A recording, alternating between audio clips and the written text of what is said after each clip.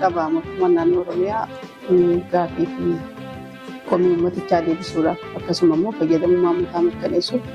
tajaajilli kan immoo dhaqqabamaa fi si'ataa akka ta'u murteen murtaa'e keessaa tokko gurmaa'insa gandaa kana gabbuusuudha. Hundeeffama isaarraa kaasee mootummaan naannoo Oromiyaa yoo xiqqaate gara waggaa 30 akka irra geenyee jirra.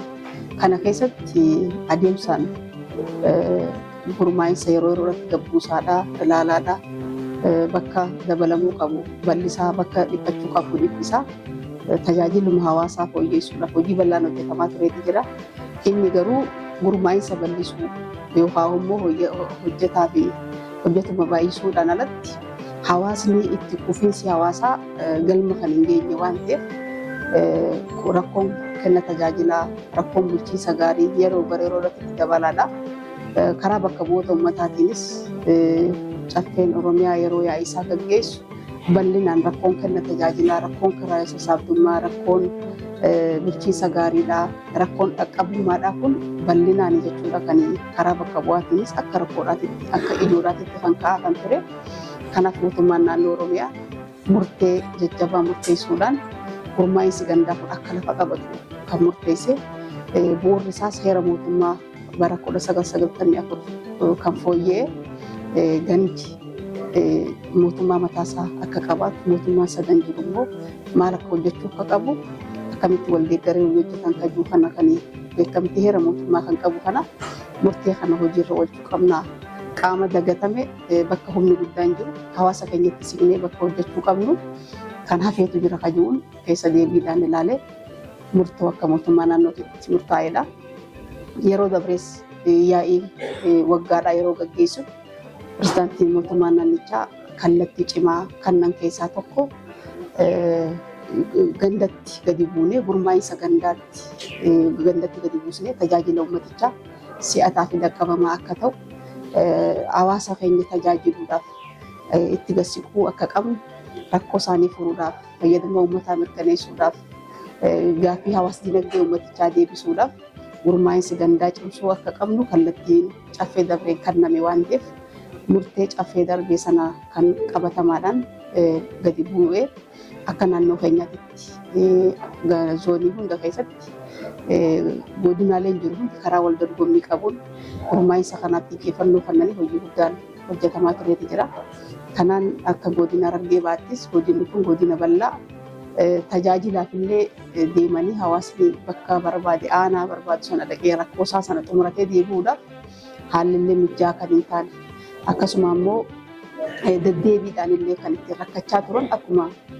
hawaasa keenya godina biraa jiru keessaa isaanis tokko ture. Har'a garuu sadarkaa kanatti gurmaa'insi gadi bu'e kun qaama hubannoo qabu, qaama beekumsa qabu, qophaa'ummaa qabu,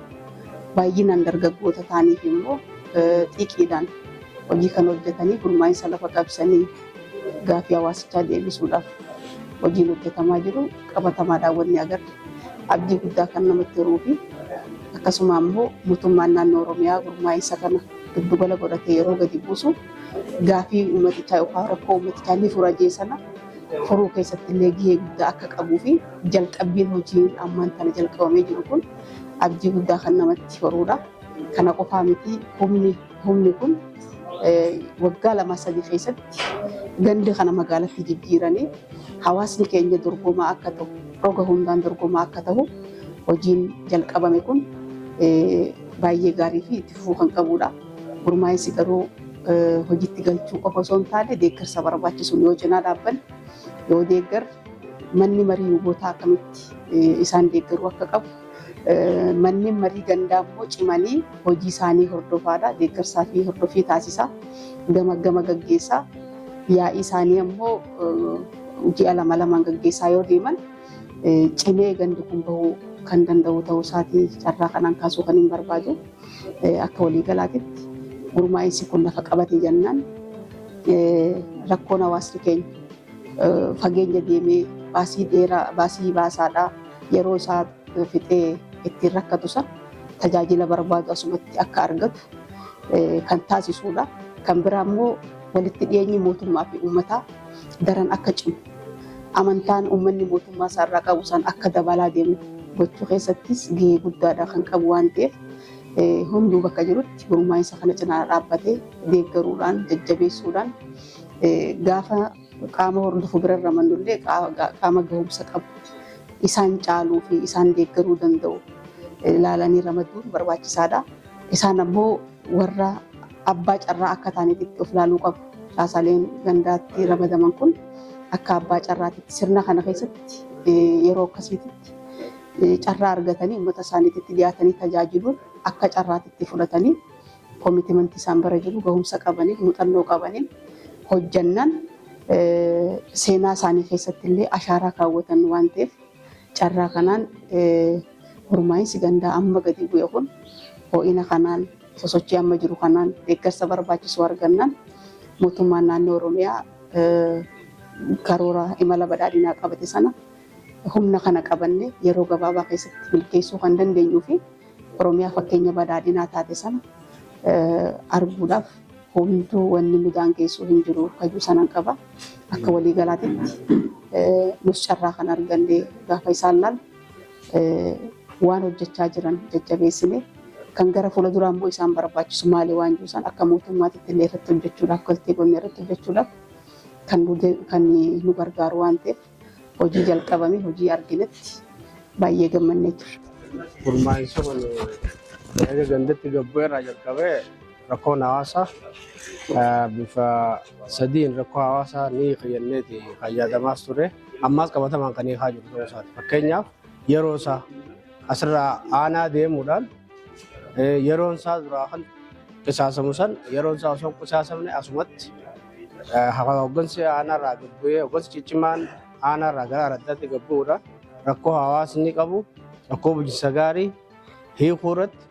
fedhiin hawaasaa kan akka akkaan dabalee fi gaaffii paartiin keenya waadaa duraan gale gochaan waadaa goleessan gochaan kan itti mirkaneesse ta'uusaa kan itti hubanne inni kun qabatamaan gandarratti gabbu'ee jira.